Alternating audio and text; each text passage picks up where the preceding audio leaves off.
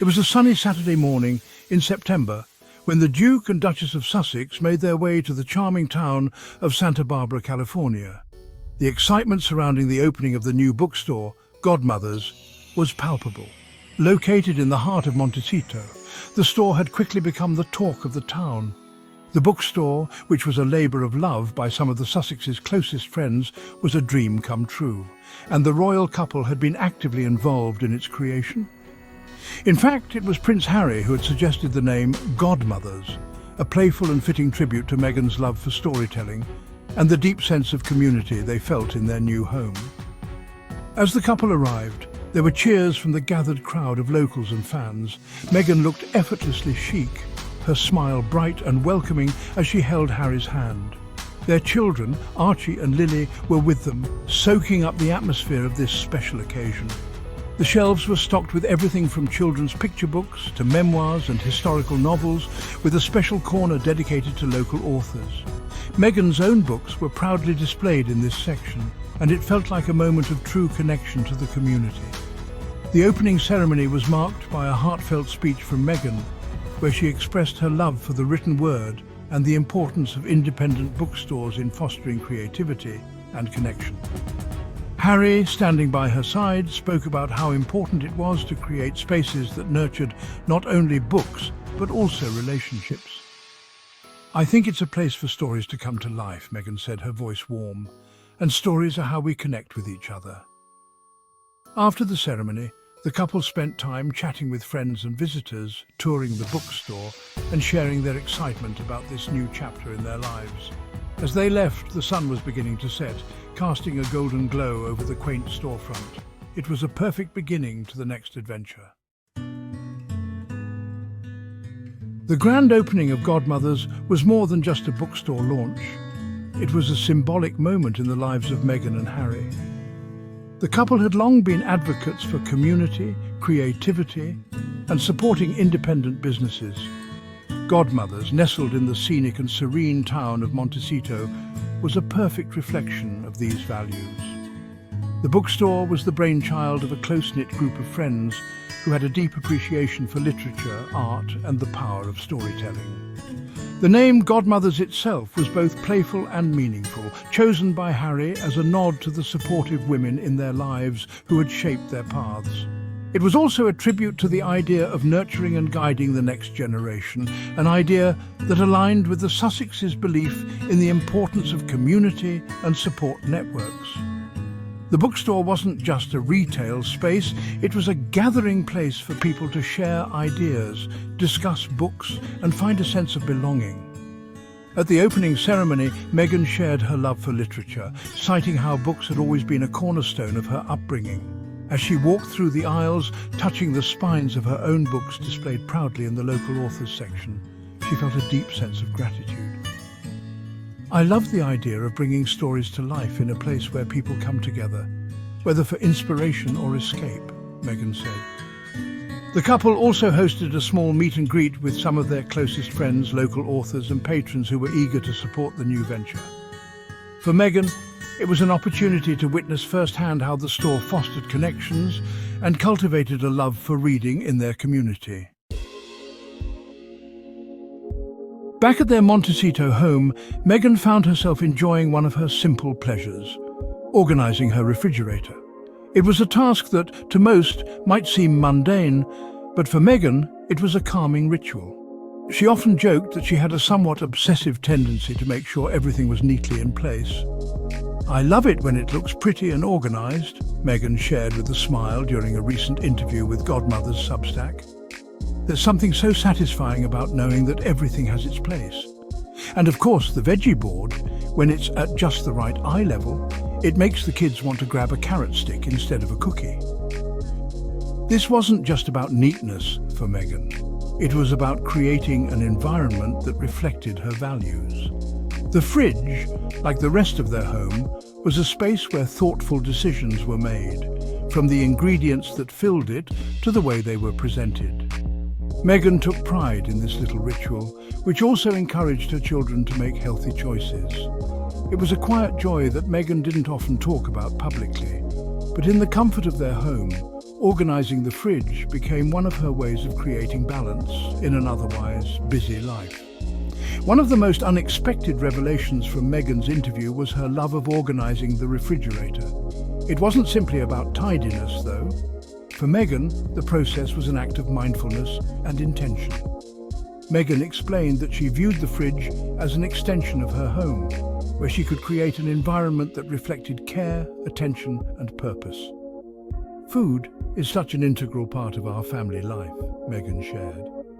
But I've always found it so satisfying when the fridge looks organised, with fresh, healthy options right at eye level. The veggie board is an especially important part of that. I love that the kids can just open the door and easily grab a snack that's both fun and healthy. For Meghan, organising the fridge wasn't just about making things look aesthetically pleasing.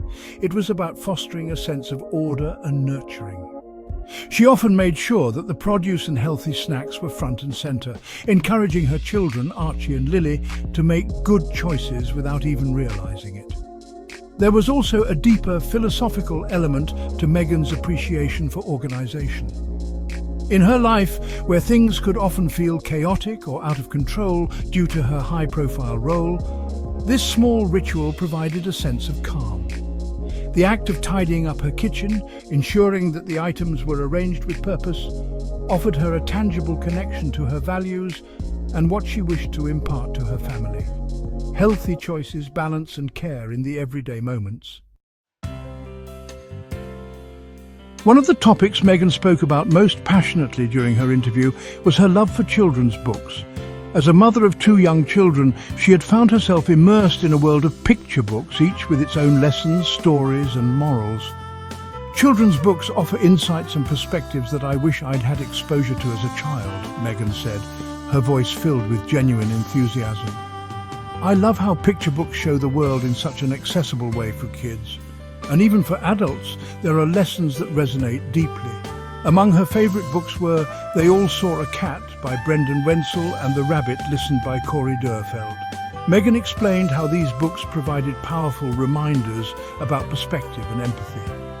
They All Saw a Cat was a favourite in their household because it showed how different creatures see the same cat in completely different ways, a perfect metaphor for understanding that everyone's point of view is shaped by their experiences. The Rabbit Listened taught about the importance of listening when someone was going through difficult emotions. Sometimes the best thing you can do for someone is just to be there, Meghan said, and this book captures that beautifully. As Meghan read these stories to her children, she saw in them a reflection of the lessons she hoped to impart to Archie and Lily. Kindness, understanding and empathy. Meghan's love for children's books wasn't just about reading to her own kids, it was also about the broader impact that stories had on shaping young minds. Meghan often mentioned how her own childhood was filled with stories, many of which helped her understand the world around her. Now, as a mother, she was deeply involved in the world of children's literature, discovering books that would teach her children valuable lessons. Picture books are incredible because they offer such rich insights that can truly impact children's worldview, Meghan said. She cited They All Saw a Cat by Brendan Wenzel, a book that explored the idea of perspective through the eyes of different animals. The way the cat is perceived varies so much depending on the perspective, which is such a powerful reminder for adults as well. We all see the world through our own lens, but that doesn't mean we're always right. The books she cherished were often about empathy, kindness and resilience. The Rabbit Listened by Corey Dürfeld, for example, was a book that resonated with Meghan because of its message about the importance of listening, particularly when someone is going through a tough time. Sometimes people just need you to show up and listen, and that's the most powerful thing you can do for them, Meghan shared. For Meghan, reading with Archie and Lily was more than just a bedtime ritual. It was a way to bond with her children while instilling values like understanding, empathy, and the importance of seeing things from others' perspectives. Another beloved hobby of Meghan's was flower arranging. It wasn't something she had grown up doing, but over the years she had developed a deep love for it.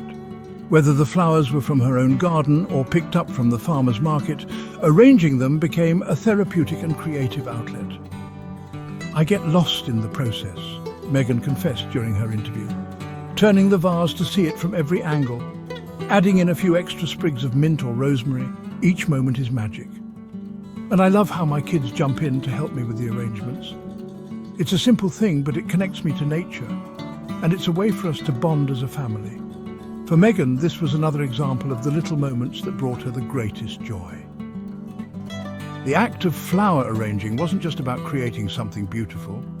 It was about sharing it with her family, building memories together and nurturing her creative side. In between her busy schedule, Meghan found joy in the simplest of things. Whether it was slipping into cashmere socks on a chilly morning or enjoying a quiet Saturday morning with her family, these small indulgences were what kept her grounded. Cozy feet are the ultimate comfort, Meghan laughed. There's something so comforting about slipping into a pair of soft socks. It just makes everything feel right. She also loved finding a good deal, a trait she attributed to her mother, who had taught her the art of clipping coupons. Whether it was scoring a sale or finding a discount code online, Meghan relished the little triumphs that came with getting something for less. Of course, the highlight of her weekends was always spending time with her family, snuggled up in bed, enjoying pancakes and bacon, and watching cartoons together. In the UK, they call it a duvet day, and that's exactly what we do. A cozy morning followed by a relaxed day. It's the dream. In the whirlwind of Meghan's public life, it was the small comforts of home that brought her the greatest joy. One of these was cozy cashmere socks. Meghan joked that this simple indulgence was something she truly cherished, as it offered an immediate sense of comfort and relaxation. There's something about slipping into soft, cozy socks that just makes everything feel better, she mused. But Meghan's appreciation for small joys went beyond just luxury items. She also loved the little triumphs of everyday life, like finding a good deal. Growing up, Meghan had often watched her mother clip coupons from the Sunday paper, and this practice became ingrained in her. "I find such satisfaction in finding something on sale or scoring a good coupon code. It's almost like a little victory," Meghan shared. However, the true highlight of Meghan's weekends was family time. She loved snuggling up with Harry and the kids on Saturday mornings for a relaxed start to the day. In the UK, we call it a duvet day. Just spending the morning in bed, watching cartoons and having pancakes and bacon together. "There's nothing better," Meghan said with a smile. For Meghan, these simple pleasures were essential to maintaining balance in a life that often felt chaotic. The moments spent together as a family, without the pressures of the outside world, were what made everything else worthwhile. As the interview drew to a close, Meghan reflected on the things that shaped her life, particularly her love for music and food. Growing up in a household filled with the sounds of artists like Joni Mitchell, Boz Scaggs, and James Taylor, Meghan developed an eclectic taste in music. From oldies stations to contemporary sounds, her upbringing shaped her love for music that told stories. "I grew up listening to everything," she said. "From the Supremes to Otis Redding, the music my mum played influenced me deeply." She also had a soft spot for food and cooking. "I could talk about food for hours," she admitted. "I love hearing about new recipes, discovering new restaurants, and learning why people love a particular dish. It's a way of connecting with others." Food is love, in its purest form. The more Meghan spoke about these simple pleasures, organizing her fridge, enjoying flower arrangements, cozy mornings, music and food, the more it was clear that she was a person who found beauty in the everyday moments. She may have been born into royalty, but it was the small, intimate aspects of life that brought her true joy. As the interview ended, it was clear that the Sussexes' life in Montecito was a blend of family, creativity and personal fulfillment, a life built on connection, love and shared experiences. And in many ways, it was those little moments that mattered the most. Meghan's love for music and food was deeply rooted in her upbringing. Growing up, her home was filled with the sounds of Joni Mitchell, Boz Scaggs and James Taylor. These were the songs that accompanied her childhood,